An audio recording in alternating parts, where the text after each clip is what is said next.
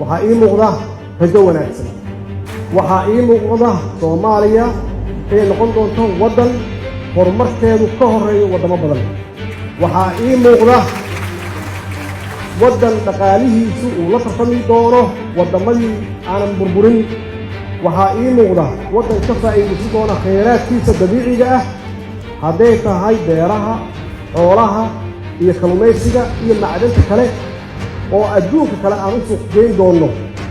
waxaa ii muuqda inaan leenahay ama lahaan doono dowlad xasiloon oo stable ah oo dimuqraadiyad ah oo barmoodgaraysa ama horumarisa xuquuqda qof kasta oo muwaadin uu leeyahay waxaa ii muuqda Soomaaliya inay noqonayso waddan sharaf leh oo sumcad adduunka ku leh oo caruurtooda mustaqbalkooda iyo horumarkooda ka shaqaysa yaa ii muuqda